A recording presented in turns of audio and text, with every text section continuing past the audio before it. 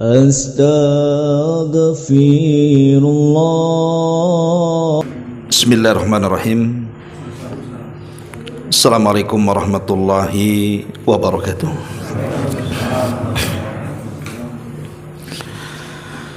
Alhamdulillah wassalatu wassalamu ala Rasulillah wa ala alihi wa sahbihi wa mawalah wa la hawla wa la quwata illa billahi wa ba'du. Terlanjutkan kajian kita masih membahas tafsir singkat dari surah Abasa, dan kita masuk pada ayat ke-23 dan seterusnya. A'udzubillahi minasyaitonirrajim. Bismillahirrahmanirrahim. Kalla lamma yaqdi ma amara. Sekali-kali jangan seperti itu. Dia manusia itu belum melaksanakan apa yang Allah perintahkan kepadanya. Ayat ini tentu sambungan daripada ayat sebelumnya. Karena ketika Allah Subhanahu wa taala menyinggung tentang alangkah kufurnya manusia, kutilal insanu ma akfarah. Celakalah manusia, alangkah kufurnya mereka. Allah Subhanahu wa taala hendak menjelaskan kepada kita dari ayat ini apa yang dimaksud kufur di sini. Ayat ini khitab kepada orang-orang kafir Quraisy. Jadi orang-orang kafir Quraisy itu mereka mengingkari tidak adanya hari kebangkitan. Tentu ada alasannya kenapa orang-orang kafir Quraisy itu tidak beriman dengan hari kebangkitan. Pertama, karena hari kebangkitan itu sama dengan memutuskan kebiasaan mereka, di mana kebiasaan mereka itu suka melakukan hal-hal kesenangan dunia. Jadi kalau sampai kemudian mereka dibangkitkan kembali oleh Allah Subhanahu wa taala, mereka tidak akan merasakan itu lagi. Karena kebiasaan orang kafir Quraisy itu kan mabok, zina dan yang semacamnya. Kalau setelah kematian ada kebangkitan, maka mereka tidak akan mendapatkan apa yang mereka dapatkan di dunia. Dan mereka akan dihisab. Dan itu yang mereka tidak mau. Belum lagi mereka akan disingkapkan seluruh perbuatan jahat mereka di hadapan Allah Subhanahu wa taala. Makanya perkara-perkara inilah yang menjadikan kenapa orang-orang kafir itu mengingkari tidak ada kebangkitan, karena mereka tidak mau dihisab. Makanya Allah mengatakan kutilal insanu ma akfara. Celaka manusia, alangkah kufurnya mereka. Kemudian Allah Subhanahu wa taala ingin mengajak bicara orang-orang Quraisy itu tentang dalil adanya kebangkitan dengan peristiwa-peristiwa dunia,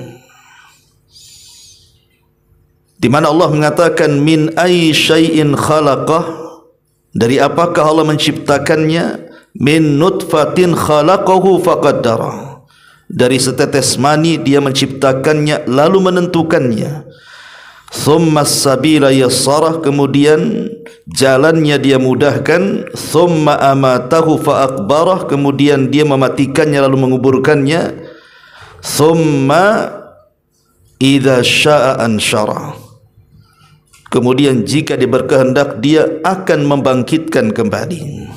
Di sini Allah katakan kalla lamma yaqdi ma amara. Sekali-kali jangan seperti itu. Jangan terlalu kufur, maksudnya jangan mengingkari hari adanya kebangkitan. Jangan begitu. Dia manusia belum melaksanakan apa yang Allah Subhanahu wa taala perintahkan. Ulama tafsir mengatakan kalimat kalla lamma yaqdi ma amara Ai kalla rad'un lil insan. Kalimat kalla ini adalah sebagai kecaman bagi manusia yang kufur, an kufrihi wa takabburihi wa inkarihi lil ba'thi liyaumil qiyamah, tentang kekufurannya, kesombongannya dan keingkarannya tentang kebangkitan kelak pada hari kiamat. Ma'asyiral muslimin yang dimuliakan Allah Subhanahu wa taala, Allah Subhanahu wa taala menyinggung kalla yaqdi ma amara, maksudnya ay lam yuaddi hadzal insan ma furida alaihi minal faraid, bahwa manusia ini mereka mengira sudah melaksanakan apa yang Allah kehendaki dalam kehidupan dunia, padahal hakikatnya mereka belum melaksanakan apapun. Di sini ada sindiran kepada kita ikhwatu fiddin muliakan Allah Subhanahu wa taala, ya, bahwa manusia ini ketika Allah Subhanahu wa taala ciptakan kita mulai dari tetes manis sampai kemudian terlahir, sampai kemudian remaja, dewasa, sampai kemudian tua, ada manusia-manusia itu yang mereka mengira bahwa mereka diciptakan begitu saja oleh Allah Subhanahu wa taala. Pada Allah mengatakan lam yutraka, sudah mereka tidak ditinggalkan begitu saja, tapi diutus kepada mereka nabi, kemudian diperingatkan. Tapi ada manusia-manusia itu yang selama hidup di dunia seolah-olah mereka tidak yakin adanya akhirat, sehingga kehidupan mereka itu hanya dunia dan dunia. Lah kenapa alasannya? Ya tentu ikhwatu fiddin muliakan Allah Azza wa Jalla, ini karena perangkap daripada syaitan. Makanya ketika Allah Subhanahu wa taala berfirman dalam surah Al-A'raf ayat 12 sampai 16, ketika syaitan atau iblis berjanji kepada Allah Subhanahu wa taala, fabima aghwaytani la aqudanna lahum siratakal mustaqim, karena engkau sudah menyesatkan aku wahai Rabb, kata iblis, maka aku akan sesatkan Bani Adam dari jalanmu yang lurus. Thumma la'atiyannahum min baini aydihim wa min khalfihim wa an aymanihim wa an syama'ilihim wa la tajidu aktsarahum syakirin. Kemudian aku akan datangi mereka dari arah depan, belakang, samping kanan dan samping kiri, dan engkau tidak akan mendapatkan mereka ahli syukur. Abdullah bin Abbas radhiyallahu anhuma dan juga para ulama salaf seperti Sufyan Ats-Tsauri ketika memberikan catatan kepada ayat ini, maksudnya setan menggoda dari depan itu, maksudnya setan berusaha supaya manusia itu dilupakan dari akhirat. Adapun maksudnya setan menggoda dari belakang mereka itu, maksudnya supaya manusia dicintakan dengan dunia. Adapun setan menggoda dari arah kanan, maksudnya setan akan membuat syubhat dalam agamanya. Adapun setan menggoda dari arah kirinya, maksudnya setan akan menanamkan syahwat kepada manusia. Ini dari 4 arah angin setan itu menggoda kita. Syahidnya di sini adalah yang berkaitan dengan bab ini. Setan ini berusaha melupakan manusia dengan akhirat dan mencintakan dengan dunia. Dengan cara apa? Dengan cara 3. Pertama, setan berusaha melemahkan ibadah kita.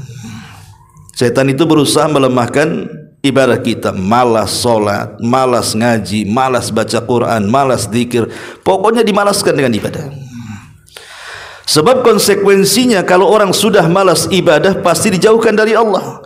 Kalau sudah dijauhkan dari Allah, konsekuensinya yang lebih berat adalah pasti dilupakan dengan hari akhir. Inilah tujuan setan, supaya dia lupa dengan hari akhir. Yang kedua, setan itu berusaha untuk supaya manusia itu meremehkan akan kemaksiatan dan keharaman. Jadi ketika mereka bermaksiat itu seolah-olah tidak sedang bermaksiat. Bagi mereka itu zina biasa, bukan dosa. Bagi mereka khamar itu biasa, tidak dosa. Bagi mereka itu judi sudah biasa, tidak dosa. Membunuh itu biasa, tidak dosa. Bahkan meninggalkan kewajiban seperti solat, puasa itu seolah-olah enggak ada beban bagi hidupnya. Ini kalau seorang manusia sudah meremehkan kemaksiatan, maka secara tidak langsung dijauhkan dari ketaatan. Balik lagi, kalau orang jauh dari ketaatan berarti dijauhkan dari Allah. Kalau dijauhkan dari Allah secara otomatis pasti akan dilupakan dengan akhirat. Ini yang kedua.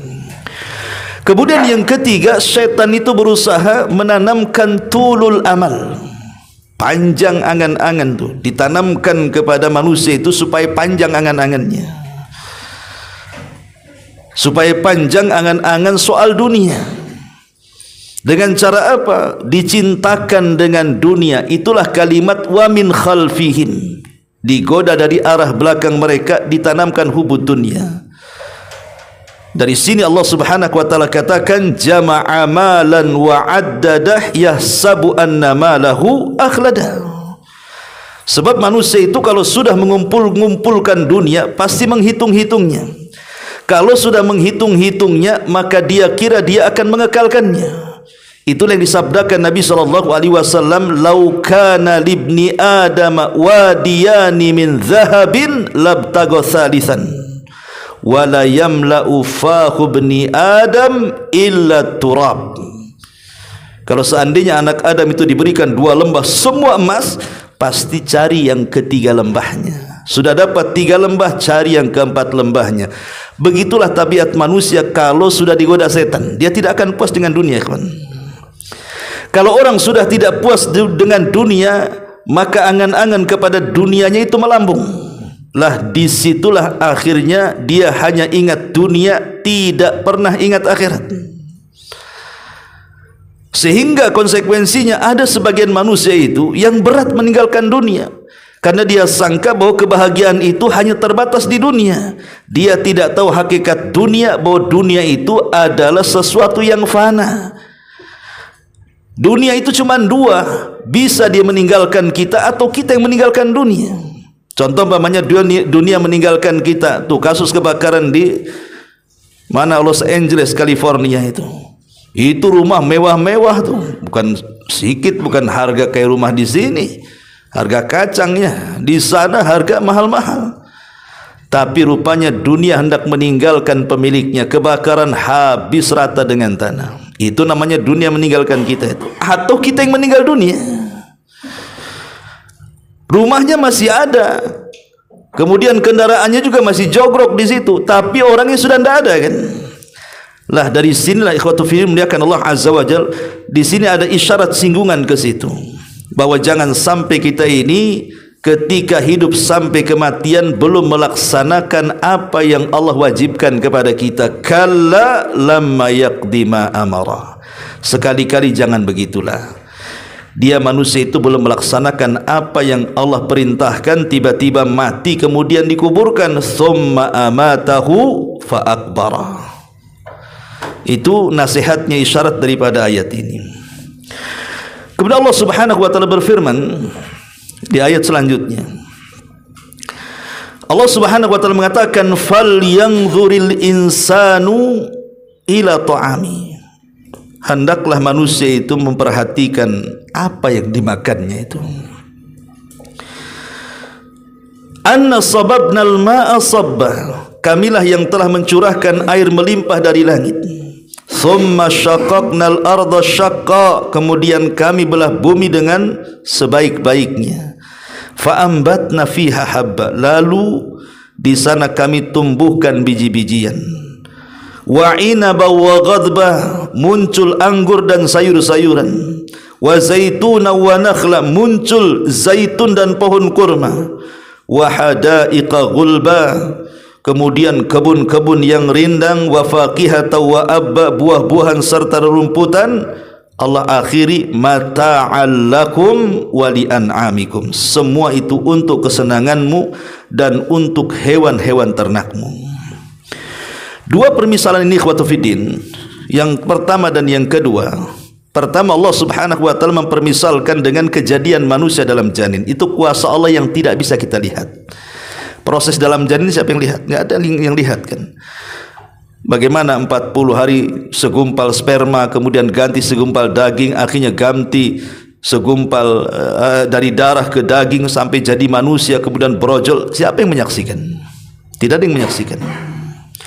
Tapi permisalan yang kedua ini, Allah Subhanahu wa ta'ala ingin mempermisalkan sesuatu yang tampak oleh mata.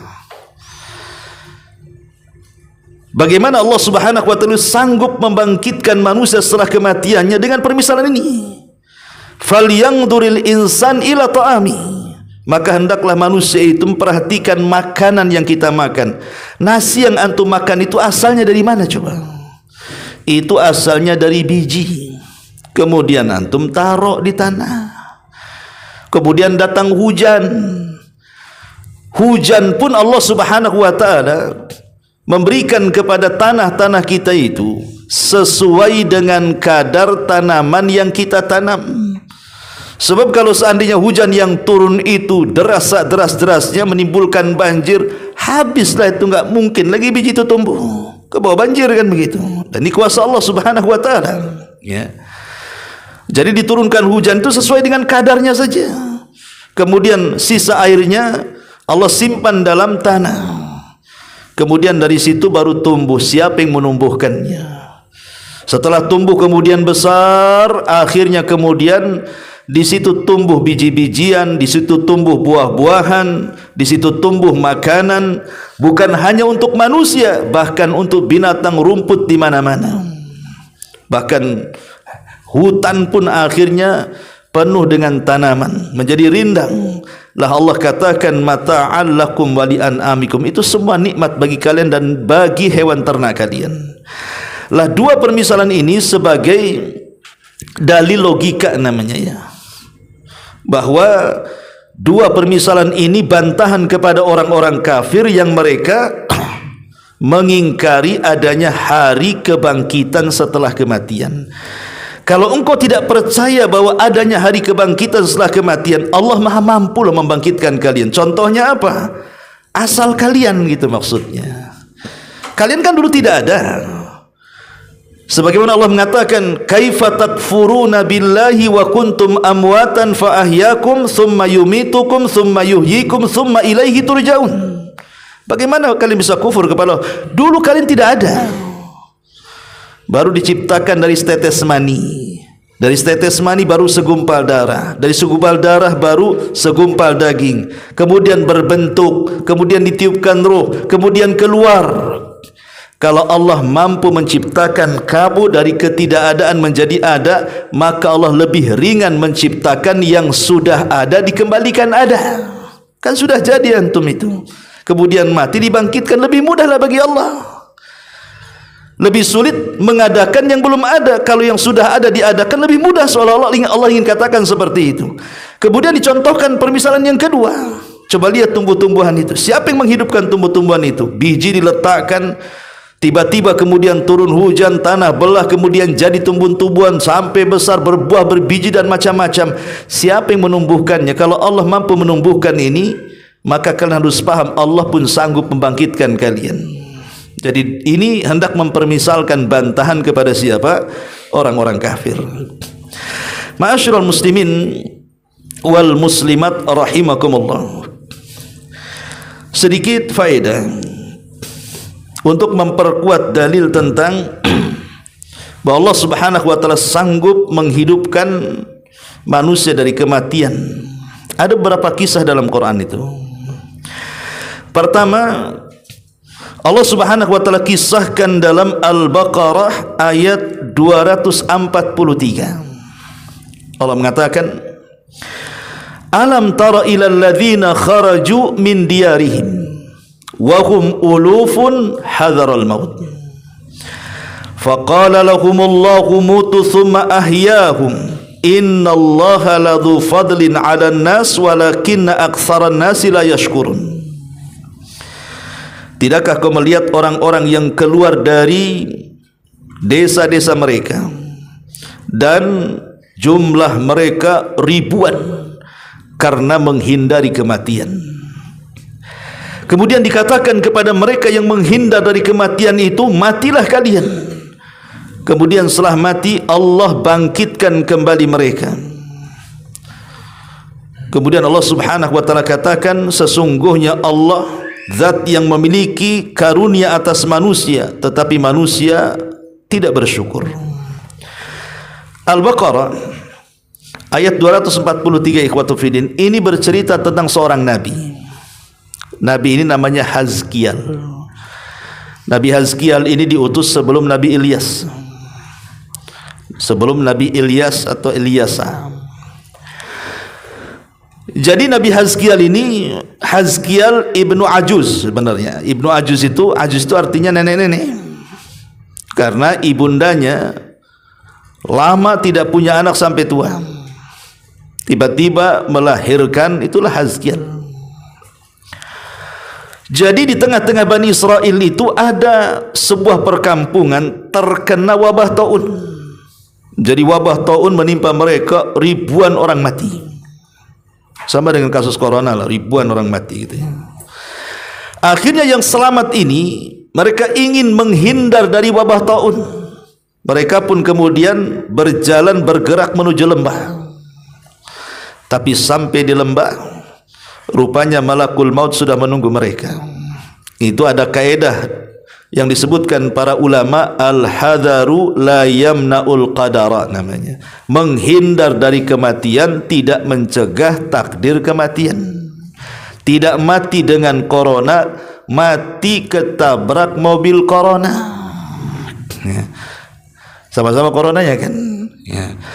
Jadi orang menghindar dari kematian bukan berarti tidak akan mati. Ada takdir kematian yang lainnya. Akhirnya kemudian mereka pun terjangkit penyakit yang berbeda, bukan taun. Karena malaikat maut sudah menunggu mereka. Akhirnya mereka membuat pagar supaya kematian mereka tidak dimakan binatang buas. Setelah buat pagar, baru mereka mati semua di situ. Ketika mereka mati itulah lewatlah Nabi Hazkiel. Ya karena tidak dikuburkan, ikhwatu fiddin, bangkai pula di mana-mana. Ketika melihat kaumnya mati semua berserakan gitu ya, bergelimpangan, maka Nabi Hazkiel sedih. Akhirnya berdoa kepada Allah Subhanahu wa taala agar Allah menghidupkan mereka. Dan Allah pun kemudian mengabulkan permintaan Hazkiel, tiba-tiba mereka hidup. Ini namanya menghidup setelah kematian kan. Di dunia juga Allah sanggup. Ya. Setelah mereka hidup, maka Nabi Hazkiel hidup bersama mereka beberapa tahun. Tapi sayang setelah Hazkiel meninggal dunia, begitulah manusia. Sudah tidak ada nabi, akhirnya kufur lagi, menyembah satu berhala namanya Ba'lan. Maka diutuslah kepada mereka Nabi Ilyas. Syahidnya di sini adalah bagaimana Allah menghidupkan manusia dari kematian kan? Ada juga yang mengatakan bahwa kisah Hazkiel juga tercantum dalam surah Al-Baqarah 259-nya. Ini kan Al-Baqarah 243. Ada lagi kisah dalam Al-Baqarah 259. Apa bunyinya? Allah Subhanahu wa taala mengatakan, "Au kalladzi marra 'ala qaryatin wa hiya khawiyatun 'ala urushiha qala anna yuhyi hadhihi Allahu ba'da mautiha." Fa'amatahu Allahu mi'ata amin thumma ba'athahu qala kam labista qala labistu yawman aw ba'da yawmin qala bal labista mi'ata amin fanzur ila ta'amika wa syarabika lam yatasanna wanzur ila himarika walinaj'alaka ayatan linnas wanzur ila al-idhami kaifa nunsizuha thumma naqsuha lahma falamma tabayyana lahu qala a'lamu anna Allah ala kulli syai'in qadir. Jadi ada satu kisah, ada sebuah negeri itu dijajah oleh musuh, diserang oleh musuh sampai bangunan-bangunannya rata dengan tanah. Sama lah dengan kayak Palestina sekarang kan, dijajah Israel setahun lebih, rata tuh di Gaza tuh bangunannya. Kurang lebih lah kayak gitu ceritanya. Ya. Jadi Nabi Hazkiel ini lewat kepada negeri yang habis dijajah dan hancur sampai ke para-parapnya. Jadi Hazkiel ini melamun. Apa mungkin Allah mampu mengembalikan negeri yang mati ini? Saat melamun itu karena dia habis kelelahan safar, dia ingin istirahat.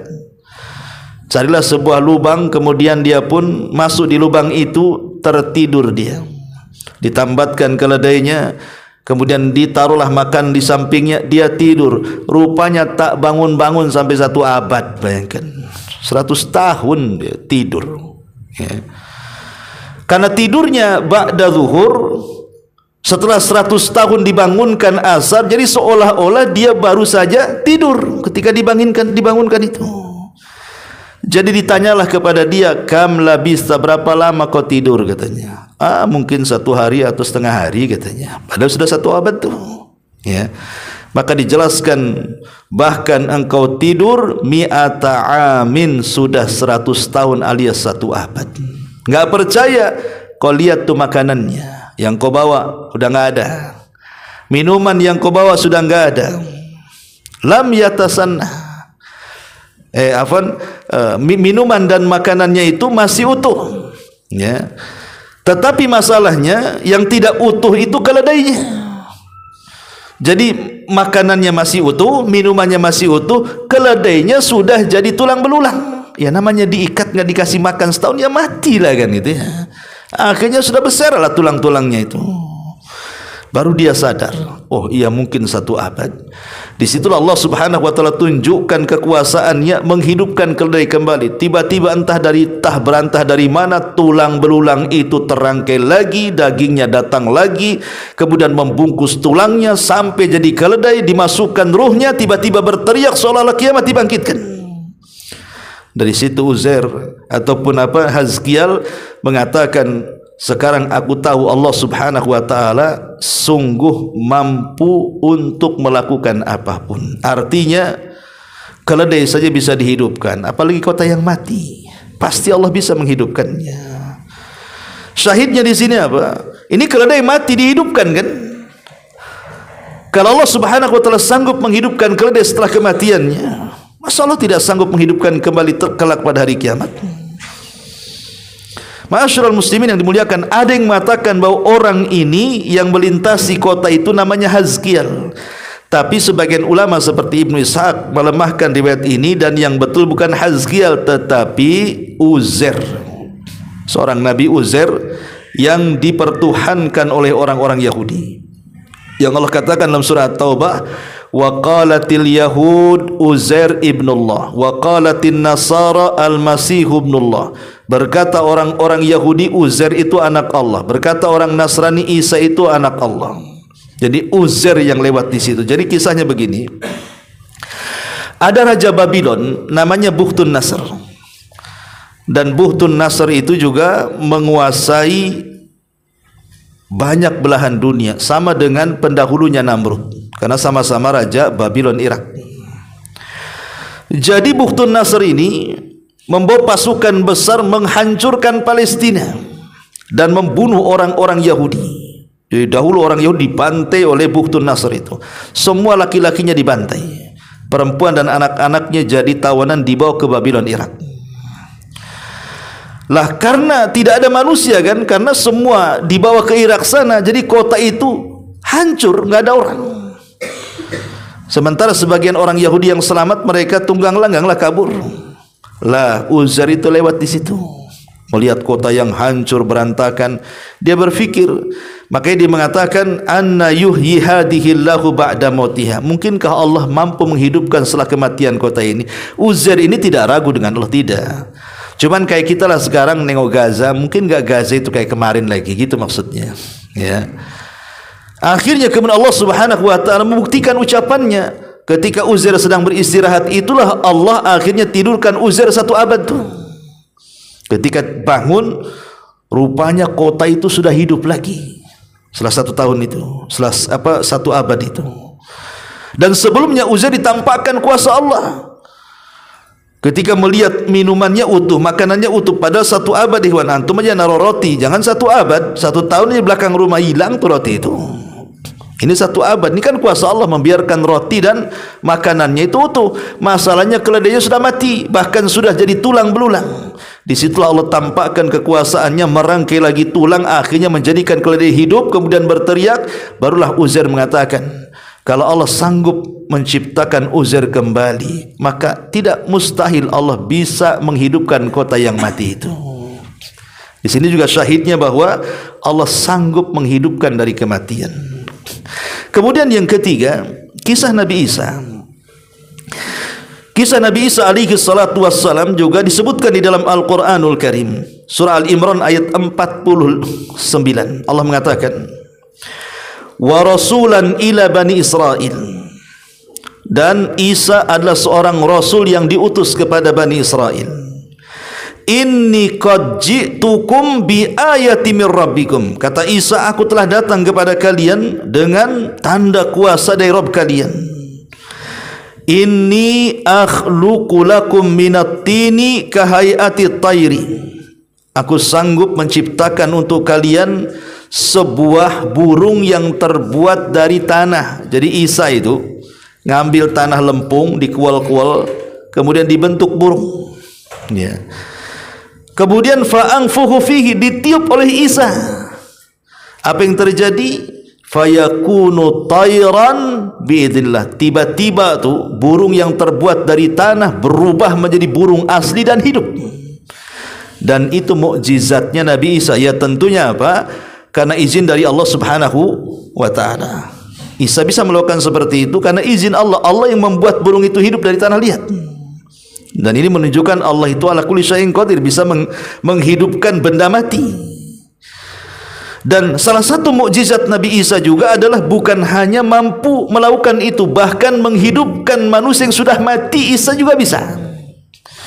Abdullah bin Abbas radhiyallahu anhuma menceritakan bahwa Isa itu pernah menghidupkan 4 jiwa. Pertama, ada orang namanya Azir. Azir itu temannya Isa bin Maryam. Jadi karena teman dekatnya Isa bin Maryam, satu hari karena Azir itu tempatnya jauh dan dia sedang sakit parah dan mendekati kematiannya. Jadi saudari daripada Azir ini mengutus suaminya untuk memberitahu kepada Isa bahwa temannya namanya Azir sedang sakaratul maut. Tolong datang, takziah bahasa kitanya. Akhirnya Isa pun kemudian berkunjunglah, ingin berjumpa dengan kawannya. Cuman perjalanannya jauh dari tempat dia ke tempat Azir kawannya itu 3 hari. Ketika sampai di kampung si Azir itu, rupanya Azir itu sudah mati dari 3 hari yang lalu. Semenjak Isa berjalan dari kampungnya, Azir sudah meninggal. Ketika 3 hari sampai, ya sudah dikuburkanlah. Maka Isa pun mengatakan kepada saudarinya, tunjukkan kuburannya. Datanglah Isa kepada kuburan si Azir ini. Ketika sampai di kuburannya, maka Isa pun berdoa dengan menggunakan Ismul Azam, nama-nama Allah yang agung. Maka di sini keajaiban tumbuh, tiba-tiba kuburan itu belah. Keluar si Azir dalam kuburan hidup-hidup tuh. Itu disaksikan Bani Israel tuh. Ya. Kemudian setelah itu ada kisah yang kedua, Nabi Isa ini sedang berjalan.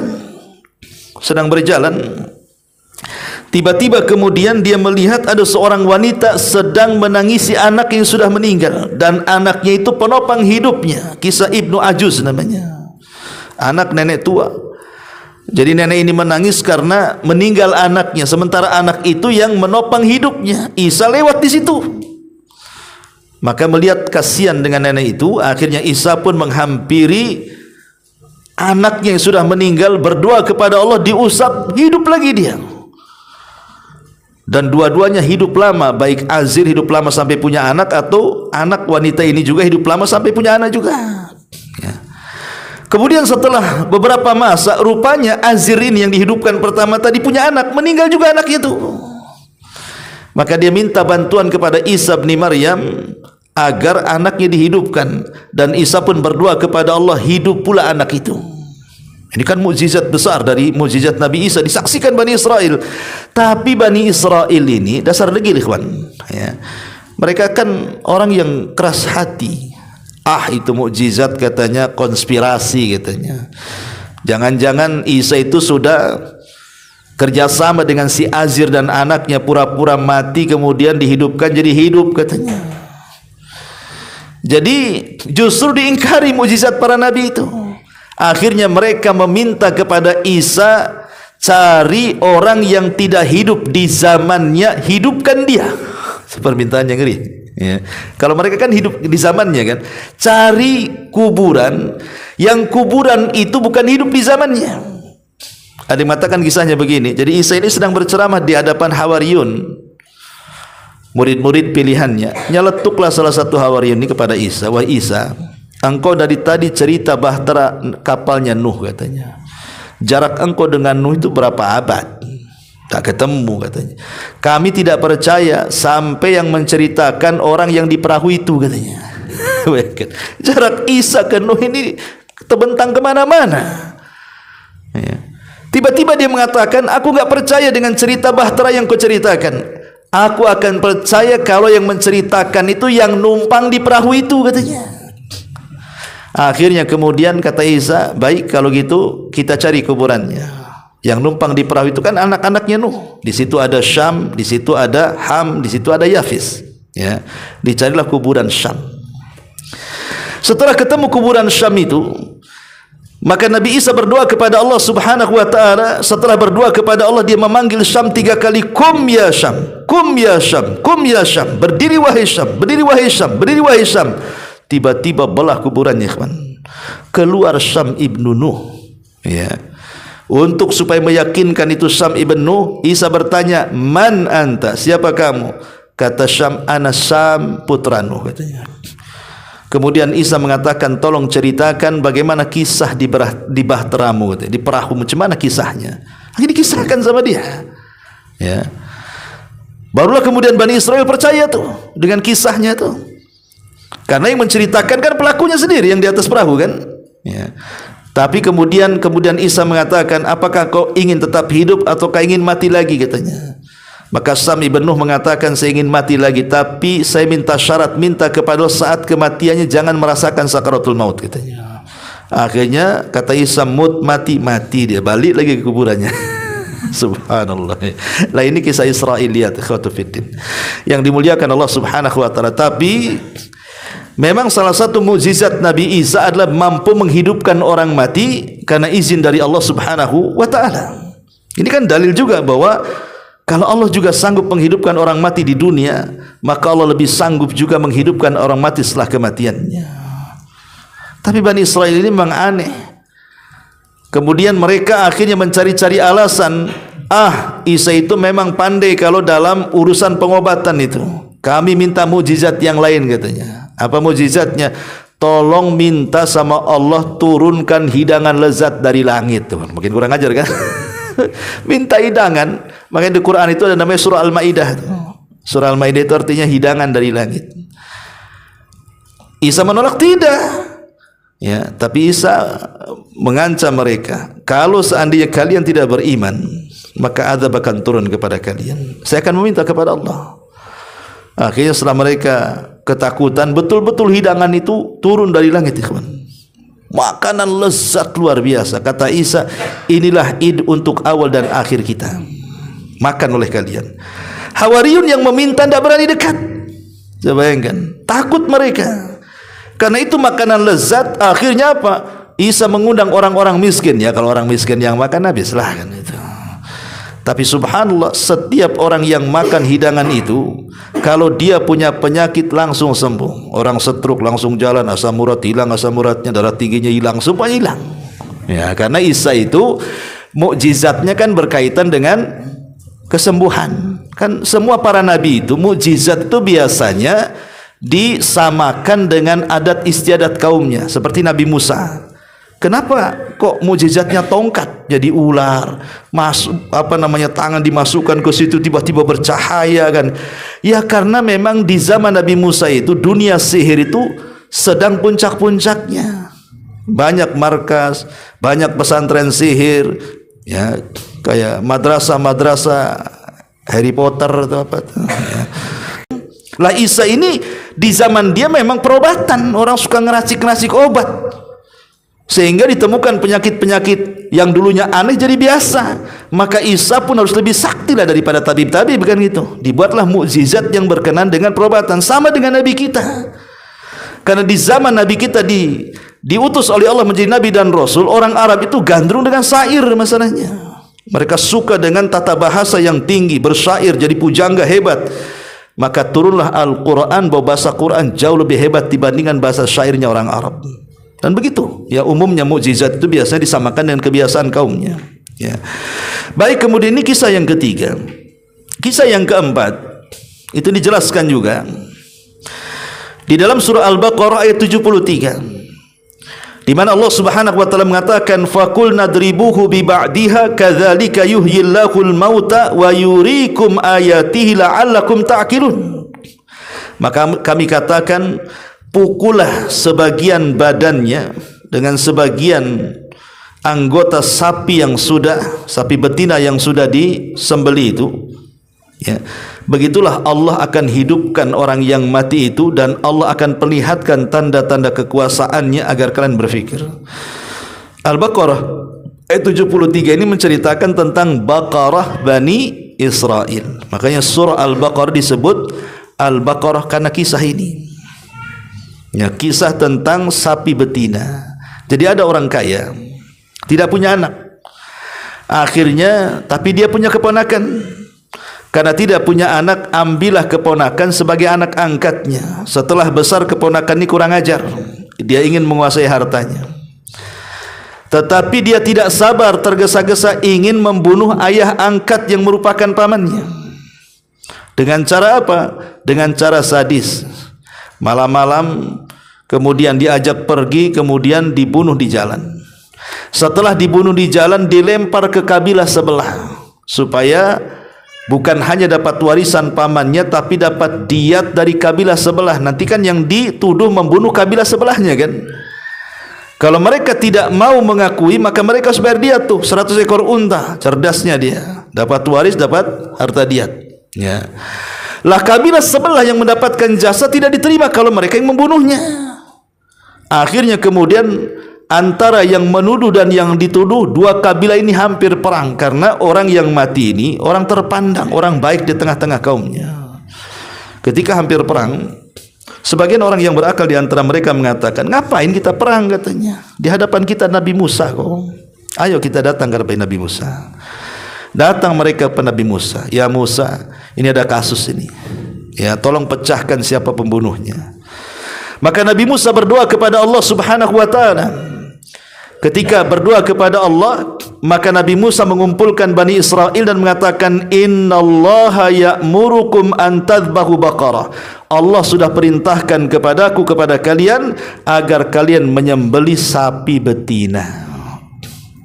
Tiba-tiba mereka mengatakan, ya Musa, kami tanya siapa pembunuh, kenapa kau jawab suruh menyembelih sapi betina katanya? Enggak nyambung ini katanya. Ya. Itulah Bani Israel. Coba kalau mereka langsung menyembelih sapi itu, selesai urusan kan, pasti akan terbongkar pembunuhnya kan. Tapi degilnya Bani Israel kayak gitu ikhwan. Maka Musa marah akhirnya, apakah saya akan mengolok-olok wahyu Allah kepada kalian? Laksanakan saja katanya. Bolehlah mereka bertanya soal sapinya. Nah, ini mereka ta'anud, mulai menyusahkan diri tuh. Sapinya kayak apa warnanya wahai Musa katanya. Kata Musa, warnanya safra, faqi'ul launuha tasurun nadirin. Warnanya harus kuning pekat, enggak ada warna yang lain. Dan kalau orang memandangnya langsung suka katanya. Ya. Kemudian bertanya lagi, kami belum puas, macam mana dengan umurnya? Kata Nabi Musa, yang enggak terlalu tua, enggak terlalu muda lah katanya. Kemudian mereka enggak puas lagi, apakah sapi ini pernah dibajak, dibuat kerja ngangkut air atau enggak? Kata Nabi Musa, enggak, ini sapi liar katanya. Kan makin sulit nyarinya kawan. Udah warna kuning pekat lagi, kalau mandang orang langsung suka. Kan tidak semua orang suka sapi. Orang yang bertanya untuk ta'annud, pertanyaan yang tidak ada faedahnya, memberat-beratkan diri sendiri. Bertanya sesuatu yang tidak ada faedahnya. Ustaz mau tanya, ya silahkan. Mungkinkah laki-laki keluar haid? Untuk apa antum bertanya kayak gitu? Ya. Apa gunanya? Laki-laki sampai kiamat gak akan keluar haid. Walaupun dia banci sekalipun gak akan keluar haid. Ya. Itu kan pertanyaan yang konyol ikhwan. Ya. Ustaz mau tanya, iya, mungkinkah Allah menciptakan batu, setelah batu tercipta Allah gak sanggup mengangkatnya? Kan kurang ajar itu. Lah pertanyaan-pertanyaan yang kayak gini ini sama dengan pertanyaan Bani Israel namanya, ta'anut namanya. Memberat-beratkan diri, enggak ada faedahnya tuh. Akhirnya apa kata Allah? Allah gambarkan hampir-hampir mereka tidak sanggup untuk melakukannya. Bukan tidak ada sapinya, masalahnya sapi itu yang punya anak yatim. Ketika kemudian anak yatim ini tidak punya warisan kecuali sapi itu, malaikat Jibril datang dalam bentuk manusia, kemudian menjumpai anak yatim dan mengatakan, "Nak, sapimu dicari satu Bani Israel dan pasti akan dibeli. Jangan kau menjual kecuali seharga emas seberat sapimu," katanya. Enggak stres tuh ngumpulin emas seberat sapi. Ya. Akhirnya apa? Betul, setelah kemudian melihat sapinya, memang cantik sapinya. Enggak ada orang enggak suka dengan sapinya. Tapi masalahnya harganya, bro. Harganya mahal, seberat sapi emas, bayangkan. Tapi bagaimanapun karena mereka sudah terikat dengan perjanjian, ingat, kalau mereka sudah perjanjian, tidak boleh tidak dilaksanakan kalau tidak turun adab. Mau tidak mau mereka akhirnya apa? Melorotilah mas-mas istrinya, anak perempuannya dikumpulkan sampai betul-betul seberat sapi. Kemudian diambil sebagian anggota badan sapi, dipukulkan ke orang mati, bangun orang mati itu. Kemudian Musa bertanya, "Man qatalak?" Siapa yang membunuhmu? Tengok kiri kanan, tengok ponakannya. "Oh, itu yang bunuh saya," katanya. Habis itu mati lagi. Cuma nunjukin itu pembunuhnya, mati lagi. Ya, terungkaplah kasusnya. Lah ini juga syahid bahwa Allah Subhanahu wa taala itu sanggup menghidupkan setelah kematian kan. Ini kisah-kisah seperti ini ada di Al-Qur'an semuanya. Atau kisah Nabi Allah Ibrahim alaihi salatu wassalam. Kisah Nabi Ibrahim alaihi salatu wassalam yang ketika Allah Subhanahu wa taala memerintahkan Nabi Ibrahim alaihi salatu wassalam untuk mengumpulkan 4 unggas, ya, burung, ayam, entok atau apa gitu ya. Kemudian sudah dipotong-potong. Kemudian badannya yang satu taruh sana, sayapnya satu taruh sana, cekernya di sana, semuanya akhirnya menyebar. Tapi kata Allah, "Tsummad'uhun," panggil sekarang wahai Ibrahim, "Ya'tinaka sa'ya." Pasti mereka akan datang segera kepadamu. Betul. Ketika Ibrahim kemudian menyeru unggas yang sudah dipotong-potong dan disebar di semua lautan itu, di semua gunung itu, tiba-tiba kemudian terbang tuh anggota-anggota badan, nyatu lagi, hidup lagi. Lah kisah-kisah ini ikhwatu fiddin muliakan Allah Azza wa Jalla sebagai bukti bahwa Allah itu ala kulli syai'in qadir, mampu menghidupkan setelah kematian. Mampu menghidupkan setelah kematian. Makanya kalau kita lihat Al-Qur'anul Karim ikhwan, metode ketika meyakinkan bahwa Allah Subhanahu wa taala ala kulli syai'in qadir. Pertama, disebutkan fataratan bitasri. Terkadang Allah Subhanahu wa taala dengan membahasakan dengan sangat jelas sebagaimana Allah mengatakan dalam surah At-Taghabun, "Qul bala wa rabbi latub'atsun." Katakan, ya, Rabbku sanggup membangkitkan. Itu namanya tasri. Betul-betul Allah mengatakan secara jelas dalam Quran dia sanggup membangkitkan. Yang kedua, ya, wa taratan bitadhkiril insan binash'atihil ula. Atau Allah mengingatkan manusia dengan penciptaannya yang pertama. Sebagaimana Allah mengatakan dalam surah Tariq, ya, "Falyanzuril insanu mimma khuliqa mimma indafik yakhruju min baini sulbi wat taraib innahu ala raj'ihi laqadir." Hendaklah manusia melihat dari apa dia diciptakan. Dari setetes mani yang memancar dari sulbi laki-laki dan wanita. Kemudian Allah mengatakan innahu ala raj'ihi laqadir. Allah ketika mengembalikan di hari kebangkitan sungguh sangat mampu. Ini metode Allah itu mengingatkan manusia dari penciptaan awal. Kalau Allah sanggup menciptakan kamu dari ketidakadaan, sekarang sudah ada, tiba-tiba mati Allah bangkitkan, lebih mudah lagi maksudnya. Ini yang kedua. Yang ketiga, wa taratan bil istidlali bi imbatin nabat. Atau terkadang Allah berdalil dalam Quran itu dengan kehidupan tumbuh-tumbuhan yang kita sedang bahas ini. Ya. Yang Allah Subhanahu wa taala katakan di sini, Fal yang duril insan ila ta'ami. Coba kau lihat makanan yang kau makan itu. Jangan lihat lauknya saja, rendangnya, jangan itu aja yang lihat itu. Lihat nih beras yang kita makan ini dari mana asalnya. Coba bayangkan. Dari mana asalnya kok bisa jadi beras ini? Oh, dari tanaman. Anggur yang kita makan, dari mana asalnya anggur ini? Dari biji anggur katanya. Dari mana ini asalnya jeruk, rambutan, durian ini? Nah, harusnya kita berpikir, oh, dia dari bijinya, kemudian tumbuh turun hujan, tumbuh jadi pohon, akhirnya berbuah. Lah itu kuasa siapa menghidupkan sampai kita makan buah-buahannya itu? Kuasa Allah. Ini yang ketiga, terkadang Allah untuk membuktikan Allah sanggup menghidupkan setelah kematian itu dengan mempermisalkan tumbuh-tumbuhan yang hidup. Ini yang ketiga. Yang keempat, wataratan bil isyarah. Terkadang menggunakan isyarat.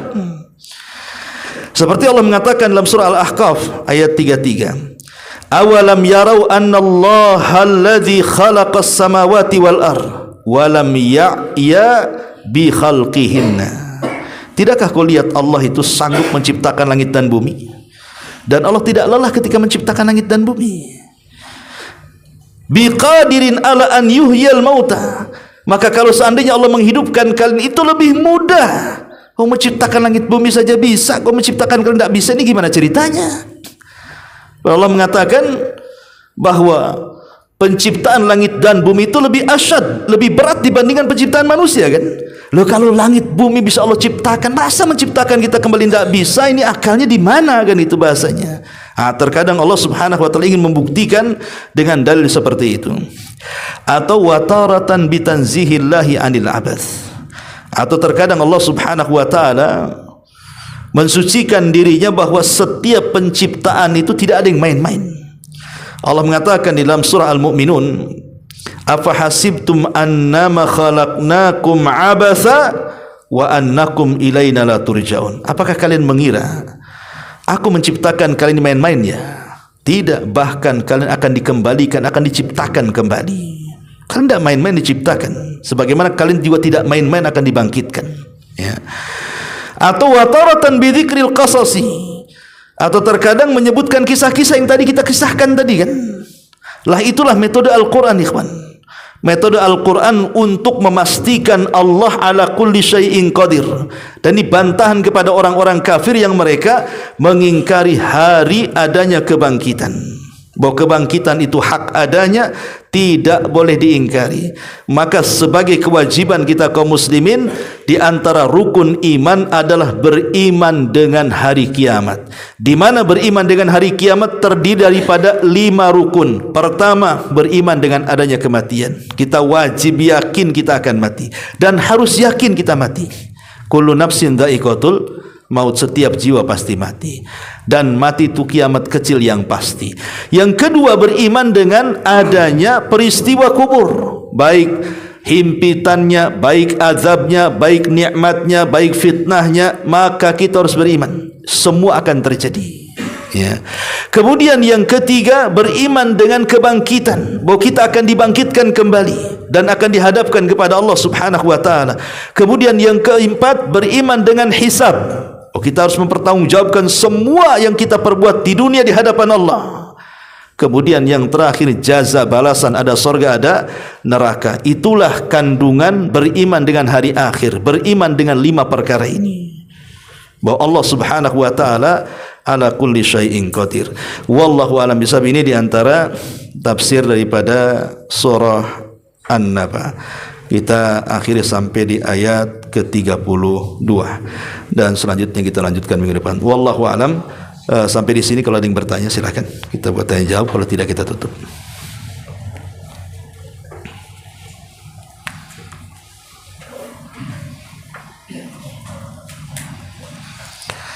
Baik, karena tidak ada, kita tutup dengan doa kafaratul majlis. Subhanakallahumma bihamdika, asyhadu an la ilaha illa anta astaghfiruka wa atubu ilaik. Allahu ta'ala alam. Assalamualaikum warahmatullahi wabarakatuh.